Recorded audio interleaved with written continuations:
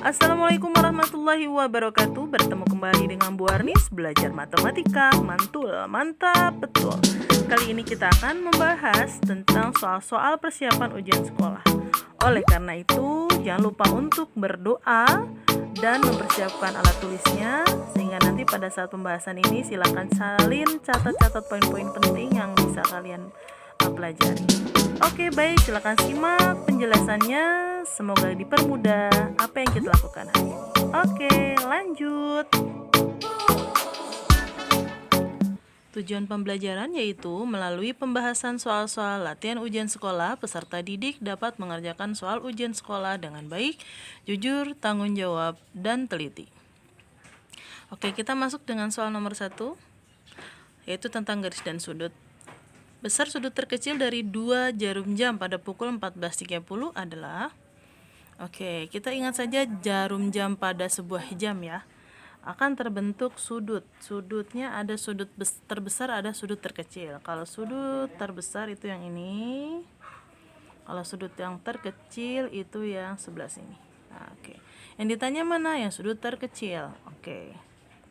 Nah, kamu lihat bahwa sudut terkecil itu adalah bagian yang tadi Bu Ani sebutkan, maka kamu tinggal lihat berapa derajat terbentuknya pada pukul 14.30. Besar sudut antara dua angka sudah jelas 30 derajat ya. Kemudian setiap detiknya angka yang kecilnya itu 6 derajat. Maka kita tinggal jumlah aja nih, 30 derajat ditambah 30 derajat ditambah 30 derajat. Nah, ini yang kecil bagaimana? Ada 3 ya. Ada 3 garis yang kecil, berarti 3 kali 6 derajat, yaitu adalah 18 derajat. Ya udah, kita jumlah ya, 30 derajat tambah 30 derajat tambah 30 derajat tambah 18 derajat sama dengan 108 derajat.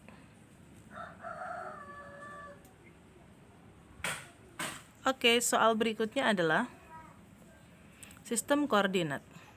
Perhatikan gambar berikut. Pasangan titik yang memiliki jarak yang sama dengan sumbu Y adalah, oke, kamu sudah ketahui bahwa sumbu Y itu adalah garis yang vertikal. Kalau di sini digambarkan dengan garis yang berwarna kuning, ya. Nah, sekarang titik-titik mana yang berjarak sama? Oke, kamu tentukan titiknya masing-masing dulu ya. Di sini ada titik A sampai titik I. Ya, titik A berapa satuan? Misalnya titik A tuh di sini. Ya, berarti ke sini ya arahnya. Nah, berarti berapa satuan? 4 satuan. Titik B, oh berarti yang ini titik B. Berarti berapa satuan? Oh, tinggal kita hitung. Berarti berapa? Oh iya, 4 satuan. Dan seterusnya sampai kalian mengetahui sampai titik I. Nah, sekarang mau tinggal lihat aja mana yang sama jaraknya ya. Oke, kita langsung ke option jawaban. Titik G dan H. Mana G dan H? G dengan H berarti G dengan H. Benar nggak sama? Oh, ternyata tidak. Berarti tidak sama. Kemudian B dengan G, B dengan G, B 4 satuan, G 6 satuan, berarti tidak sama.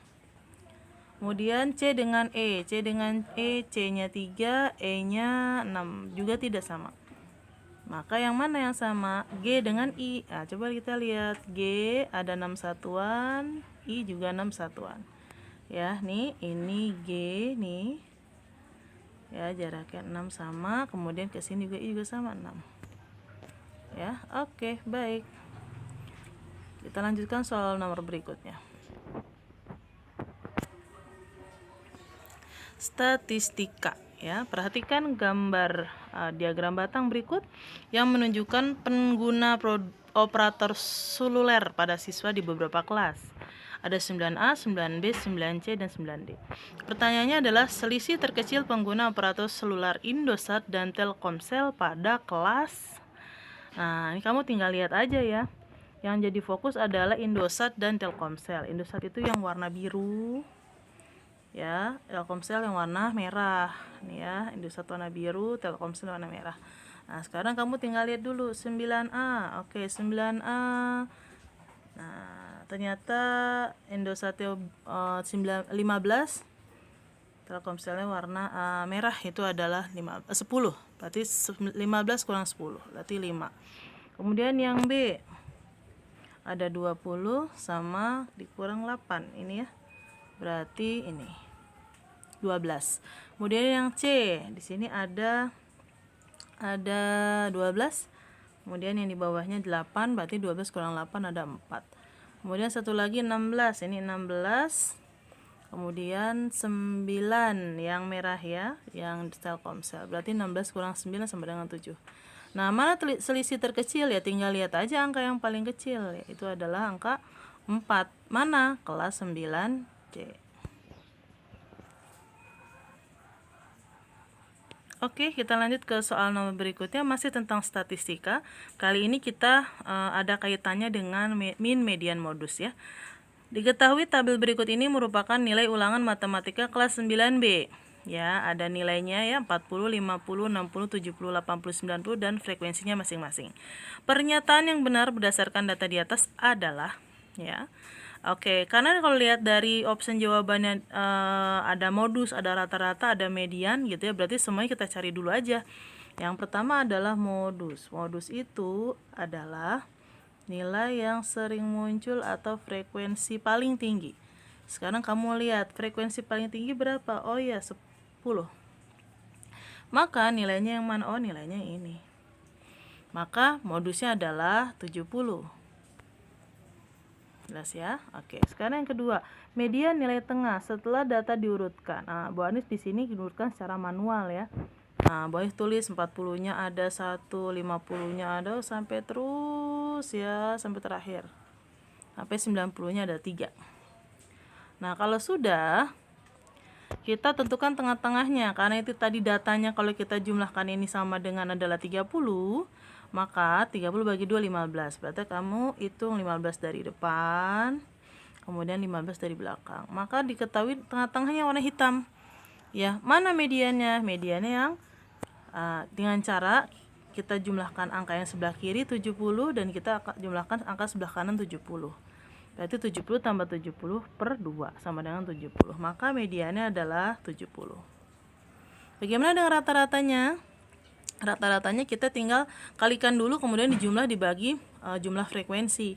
Nah, ini kita kalikan dulu nih, 40 kali 1 ya, 50 kali 2, terus ya sampai 90 kali 3. Atasnya udah dihitung, dapat 2130 dibagi per 30 ya, banyaknya data. Maka hasilnya adalah rata-ratanya 71. Nah, sekarang kita tinggal cari aja mana pernyataan yang benar. Benarkah A? Modusnya 70, rata-ratanya 70? Oh, enggak Bu, rata-ratanya 71 ya. Modusnya 71, mediannya 71. Oh, tidak Bu ya, tidak tepat. Mediannya 70 itu sama rata-rata 70 juga. Oh, bukan, rata-rata 71. Apakah yang terakhir median 70, modusnya 70? Ya, modusnya 70, mediannya juga 70. Berarti jawabannya yang D. Oke, kemudian peluang. Soal berikutnya adalah tentang peluang. Sebuah kantong berisi 3 kelereng berwarna biru, 2 kelereng berwarna coklat, dan 5 kelereng berwarna hijau. Kelereng biru bernomor 1, 2, 3, kelereng coklat 4 dan 5, serta kelereng hijau nomor 6 sampai 10. Jika diambil sebuah kelereng secara acak, peluang terambil kelereng hijau bernomor genap. Nah, kita tulis aja nih ya, nih seperti ini. Kita tulis saja dulu. Tadi 3 kelereng biru 1, 2, 3, 2 kelereng putih 4, 5, 5 kelereng hijau 6 sampai 10. Nah, sudah gitu langsung lihat yang ditanyakan. Ditanyakan adalah kelereng hijau genap. Nah, kalau kelereng hijau genap kan berarti ada angka 6, ada angka 8, ada angka 10 ya. Tuh. Nah, ini dia nih. Nah, 6, 8, 10 ini kita hitung ada 3 ya, maka ini disebut dengan titik sampel. Bagaimana dengan ruang sampel? Ruang sampel itulah jumlah seluruh kelerengnya, yaitu adalah tinggal kita jumlah saja ya, 3 tambah 2 tambah 5 sama dengan 10. Nah, bagaimana cara mencari peluangnya? Peluang hijau genap tinggal menggunakan rumus titik sampel per ruang sampel, yaitu adalah TS per RS. Tadi adalah TS-nya adalah 3, RS-nya adalah 10. Maka tinggal kamu bagi aja 3 bagi 10 sama dengan 0,3. Maka jawabannya yang B. Oke, kita lanjutkan ke persamaan garis lurus. Perhatikan baik-baik. Perhatikan persamaan garis berikut. Yang pertama ada 4x tambah y sama dengan 6. Yang kedua min 10x tambah Y sama dengan 11 tambah 5Y, maaf. Yang ketiga adalah Y sama dengan min 2x tambah 7. Yang keempat 2Y sama dengan min 8x kurang 6. Persamaan garis yang sejajar adalah, nah kalau ada ditanyakan persamaan garis sejajar, maka kamu harus ingat ya ini. Ingatnya adalah kalau ada persamaan garis yang sejajar gitu ya, maka gradiennya adalah sama. Ya, gradien yang pertama dengan yang kedua itu sama. Oke, sekarang kita cari gradiennya. Nah, yang pertama ini, yang A, kita cari gradien dengan rumus min A per B. A itu apa? Koefisien X, yaitu adalah 4. Ini A ya. Kemudian B-nya yang mana? B-nya itu adalah 1 ya. Kemudian masukkan ke rumus, berarti min 4 per 1. Berapa min 4 per 1? Min 4.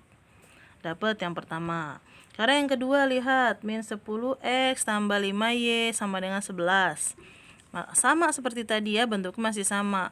Min A per B, A-nya adalah min 10, B-nya adalah 5. Berarti min 10 per 5. Hati-hati ya, di sini A-nya adalah min. Min ketemu min berarti plus, jadi jawabannya jadi 10 per 5 sama dengan 2. Kemudian yang ketiga, nah kalau bentuk yang ketiga itu bentuknya Y sama dengan ya. Maka gradiennya tinggal kamu lihat aja yang nempel sama X-nya, yaitu adalah min 2. Langsung, gradiennya adalah min 2. Bagaimana dengan yang terakhir? Yang terakhir hampir mirip dengan nomor 3 ya. Ini kita bagi saja, koefisien X dibagi dengan koefisien Y. Maka min 8 per 2, hasilnya min 4. Nah, sudah seperti ini kalian bisa tinggal lihat mana yang sama ya. Ternyata yang sama itu persamaan garis pertama dan persamaan garis kedua. Maka jawabannya yang persamaan garis pertama dan persamaan garis keempat ya, yaitu adalah yang B.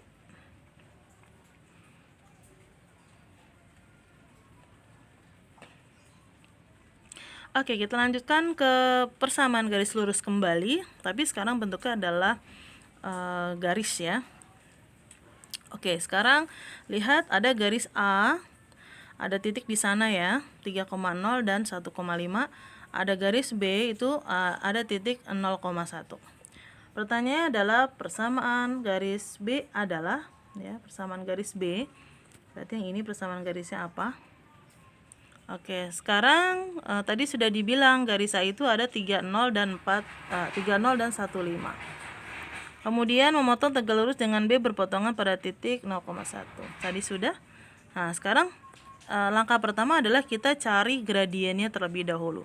Cara mencari gradiennya adalah kita gunakan, karena di sini yang diketahui adalah 2 titik, maka kita gunakan rumus yang ini. Ya. Oke, kita rumus. Nah, Y2 dikurang Y1 per X2 dikurang X1. Mana X2, mana Y2 gitu ya. Nah, ini tinggal lihat di sini tadi. Nah, di atasnya itu.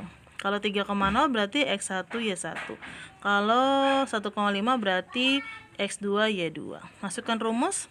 Y2 dikurang Y1 sama dengan 5 kurang 0. Dan X2 dikurang X1 sama dengan 1 dikurang 3. Maka jawabannya adalah min 5 per 2. Dapat M1 nya min 5 per 2 atau 5 per min 2. Nah, sekarang kalau untuk mencari M2 nya karena dia tegak lurus, maka tinggal pakai cara cepatnya. Angka dibalik, tanda berubah.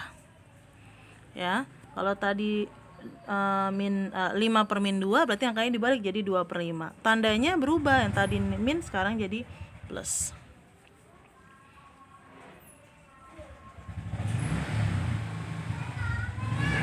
Oke, kemudian kita mencari persamaan garisnya dengan rumus Y dikurang Y1 sama dengan M2 dikali X dikurang X1. Yang ini ya. Nah, sekarang kita masukkan, karena tadi garis B itu memotong satu buah titik, ini satu buah titik ini. Nah, titik ini yang menjadi X1 dan Y1-nya. Oke, kita langsung masukkan saja ke sini. Y dikurang Y1, yaitu Y1-nya adalah 1 sama dengan M2-nya adalah 2 per 5 yang tadi ini. Kemudian dikali X dikurang 0 ya. X kurang X1 karena X1 nya 0. Nah, ini ada trik supaya kita nggak ketemu pecahan ya. Kita bisa kalikan dengan penyebutnya, yaitu kalikan dengan 5. Tapi semuanya juga harus dikali 5 ya. Yang depan dikali 5 nih, jadi 5Y. Yang berikutnya dikali 5 juga jadi min 5. Yang berikutnya dikali 5 jadi 2X. Nah, maka jawabannya adalah ini ya. 0 sama dengan 2X. Nah, ini pindah ruas ke sana ya. Jadi min 5Y ditambah min jadi plus 5. Berarti jawabannya yang B. Oke, kita lanjutkan ke sistem persamaan linear 2 variabel.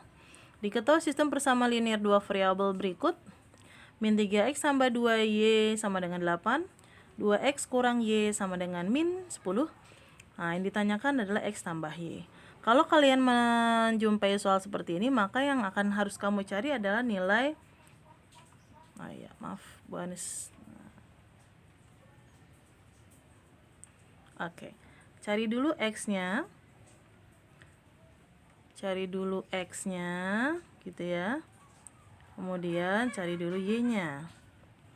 Nah, pakai cara apa? Nah, itu dia. Caranya adalah bisa pakai eliminasi gitu ya, menghilangkan. Bisa juga pakai cara substitusi. Ya, sekarang kita gunakan eliminasi. Eliminasi itu caranya adalah menghilangkan. Yang Ibu mau lakukan adalah sekarang mau menghilangkan X-nya. Karena salah satunya harus dihilangkan. Sekarang Bu Anis harus hilangkan yang X-nya. Itu dengan cara mengalikannya dengan atas kali 2, bawah kali 3. Kenapa? Supaya angkanya sama. Ya. Nah, kalau atas dikali 2 berarti semuanya juga harus dikali 2. Nah, ini hasilnya ya. Min 3 kali 2, min 3X kali 2 jadi min 6X, plus 2Y dikali 2 jadi 4Y. 8 dikali 2 sama dengan 16. Nah, yang bawah juga sama, yang bawah juga dikali 3. Berarti 2X kali 3 6X. Di min Y dikali 3 min 3Y, min 10 kali 3 min 30. Sesudah ini diapakan? Ya, ini kita hitung ya. Ini tandanya perhatikan ya. Supaya itu habis min 6 dengan 6 maka tandanya tambah. Nah, yang lain juga pasti ditambah. Ini juga ditambah ya. Min 4 tambah min 3 yaitu jawabannya 1. Tidak tulis satunya jadi Y saja. 16 tambah min 30 ini jawabannya adalah min 14. Maka ketemu Y-nya min 14. Nah, langkah berikutnya apa? Langkah berikutnya kita gunakan cara substitusi. Substitusi itu mengganti. Karena kita tadi sudah dapat Y sama dengan min 14, kita ganti Y-nya nanti dengan min 14. Kemana? Ke persamaan yang pertama saja. Ya, boleh persamaan kedua juga boleh, sama saja. Oke, baik. Kita masukkan ke sini ya. Oke. Jadi Y-nya kalian ganti dengan min 14 dan kamu hitung. Kemudian dihitung min 3X dikurang 2 kali min 14 min 28 sama dengan 8. Kemudian berikutnya pindah ruas ya. Ini min 28 nya pindah ruas ke kanan, jadinya positif. Kemudian dihitung sebelah kanan, 8 tambah 28, 36. Kemudian pindah ruas lagi, 36 per min 3 sama dengan min 12. Sudah ketemu nih ya, X nya tadi min 12, Y nya min 14. Maka tinggal kamu hitung, ini pertanyaannya ya. Min 12 tambah min 14 sama dengan min 26. Maka jawabannya yang min 26. Di sini jawabannya, nih kunci jawabannya Bu Anis. Ini ya, seharusnya min 26 ya. Iya, ini ada kesalahan ketik nih. Oke, jawabannya min 26 ya. Oke, baik.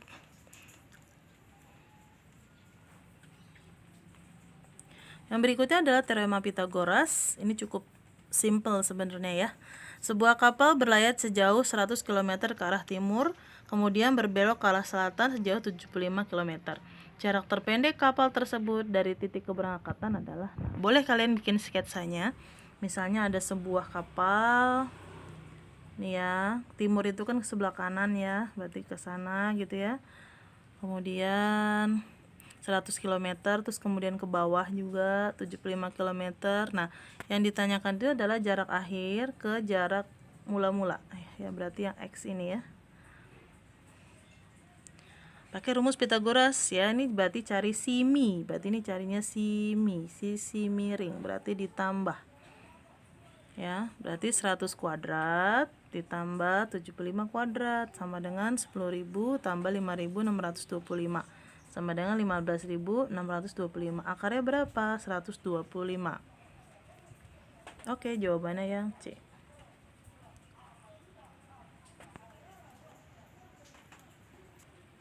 Oke, kita lanjutkan ke lingkaran ya. Nah, sekarang kita lihat soal berkaitan dengan lingkaran. Di pusat sebuah kota rencananya akan dibuat sebuah taman berbentuk lingkaran dengan diameter 56 meter. Setengah dari taman tersebut akan ditanami rumput ya. Luas taman yang ditanami rumput adalah berarti setengah bagiannya ya. Oke, tadi diketahuinya diameternya 56. Berarti kalau diameter 56, maka jari-jarinya tinggal dibagi 2 ya, 28. Oke, langsung saja ya. Luas taman yang ditanami rumput yaitu adalah setengah dari luas lingkaran. Nah, setengah dari luas lingkaran itu adalah setengah dari VR kuadrat. Masukkan angkanya, setengah kali 22/7 kali 28 meter kali 28 meter. Maka jawabannya adalah 1232 meter persegi. Maka jawabannya yang A. Oke, baik. Yang berikutnya adalah bangun ruang sisi datar, termasuk soal hot sini ya. Oke, silakan simak. Raisa membeli toples berbentuk balok berukuran 10 cm kali 10 cm kali 24 cm. Pada saat ia mengisi toplesnya dengan selai coklat, tidak semua selai coklat dapat masuk ke dalam toples tersebut. Ukuran toples yang dapat mengisi selai coklat yang dimiliki Raisa adalah, nah berarti kalian harus cari ukuran toples yang bisa menampung selai coklat milik Raisa ya. Oke, sekarang kalian yang langkah pertama ini kamu cari volumenya dulu. Nah, karena tadi berbentuk balok ya, maka kamu cari volume balok. Tinggal kalikan saja ya. 10 kali 10 kali 10 sama dengan 2400. Nah, 2400 cm kubik ya, seharusnya pangkat 3. Oke, terus kemudian nah, cara simpelnya kamu tinggal lihat option jawabannya saja ini. Ya, tinggal lihat option jawabannya saja. Masing-masing toples di option jawaban kamu kalikan aja. Toples A itu adalah 12 kali 10 kali 8. Itu jawabannya 960. Oh, nggak muat ya. Karena tadi minimal harus 2400. Kemudian toples B 14 kali 13 kali 10. Jawabannya 1820. Oh, nggak muat juga. Oke, yang berikutnya yang C. 26 kali 10 kali 9 itu sama dengan 2340. Masih belum ya. Oke, yang D bagaimana? Oh, yang D 23 kali 15 kali 8. Jawabannya 2760 cm kubik. Ini seharusnya satuannya cm kubik semua ya. Oke. Baik, berarti jawabannya yang D.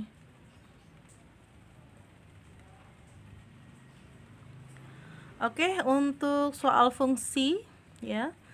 Fungsi ini pelajaran kelas 8. Kita lihat soalnya. Jika P itu adalah faktor dari 10. Faktor dari 10. Q adalah huruf vokal pada kata handphone. Maka banyaknya pemetaan dari P ke Q adalah, nah ini cukup singkat sebenarnya. Kamu tinggal sebutkan saja anggotanya. Kalau dari yang pertama ini faktor dari 10 adalah bilangan yang bisa membagi 10. Yaitu adalah angka 1, 2, 5, dan 10.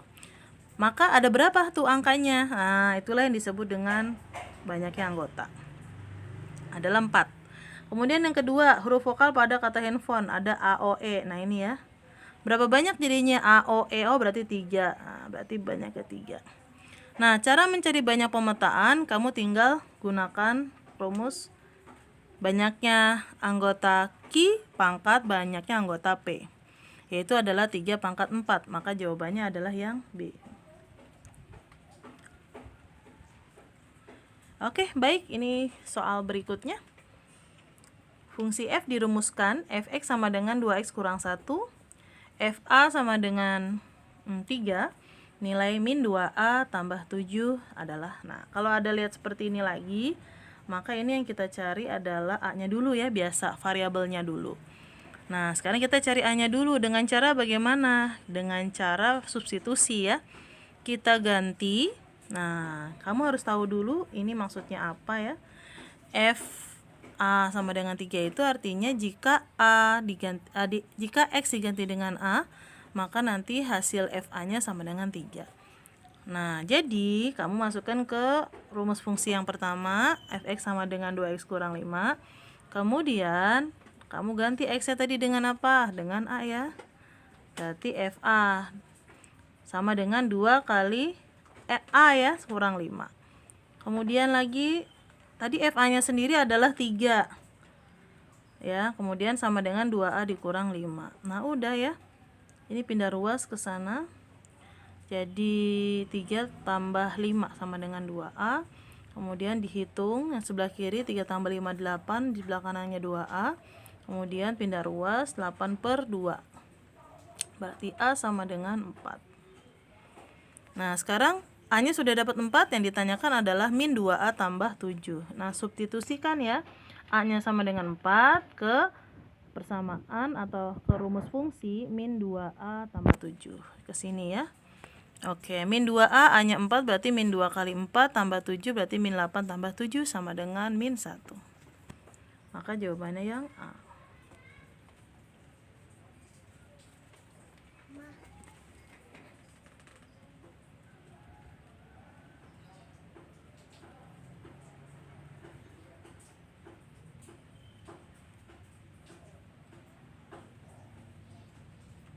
Oke, baik. Boni selalu mengingatkan untuk protokol kesehatannya jangan lupa ya. Hari ini kita sudah bahas pembahasan soal-soal tentang ujian sekolah. Tolong dipelajari dengan baik ya. Semoga bisa dipahami. Jika belum dipahami, kalian bisa menghubungi ibu atau ke Bu Dina ya untuk bertanya soal yang belum jelas. Oke, kurang lebihnya mohon maaf. Semoga bermanfaat. Terima kasih. Salam Math Lovers.